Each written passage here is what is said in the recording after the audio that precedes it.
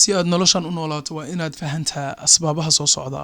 Kusoo dhawaada waa macalinka nolosha Axmed Isxaaq. Nin ayaa dhakhtar u tagay madax xanuun oo ka sheeganayay dartiis. Dhakhtarkii markuu ninkii kaadidii iyo dhiiggii iyo wixii ka baaray ayuu ka waayay wax cudura. Kadib wuxuu ku yiri cashir nolol ayaan ku siinayaa si fiican ii dhageyso. Si aad noloshan u noolaato waa inaad fahantaa intaa nooshay. Waa inaad ogolaataa nolosha waalideeda iyo fiyoobideeda inay jirto. Labada waa inaad aqbashaa. Waa inaad aqbashaa nolosha. Waa inaad aqbashaa nolosha quruxdeeda iyo foolxumadeedaba. Waa inaad aqbashaa nolosha cadaaladda ka jirta iyo cadaalad darrada iyo dulmiga jira. Waa inaad aqbashaa nolosha mugdigeeda iyo iftiinkeedaba. Si aad u noolaato noloshan waa inaad is-indha tirtaa oo is-ilowsiisaa waxyaabo badan. Sababtoo ah waxa waaye markaad wax badan fahansan tahay waxay ku keenaysaa madax xanuun iyo dhibaatooyin badan. Marar badanna waa inaad aqbashaa waxyaabaha xun oo kugu dhacaya.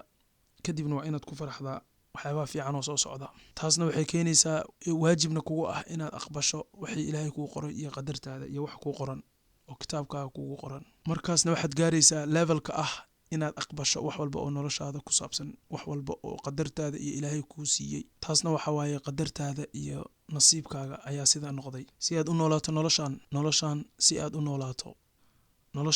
aad u noolaato waa inaad isdejisaa. Isku celcelis mar walba noloshan si aad u nooshahay marka aad ka baxayso adoo nool ma ka bixi doontid. Ogow intaas wax aad ka walwasho marka meesha ma yaalaan. Nolosha markaad ka baxayso adoo nool ka bixi maysid. Mana ogid wax kugu dhici doona. Marka maanta aad nooshahay farxad ku noolow. Waa macalinka nolosha Axmed Isxaaq. Sii faafi videogan, share iyo subscribe na sameeya adinkoo mahadsan.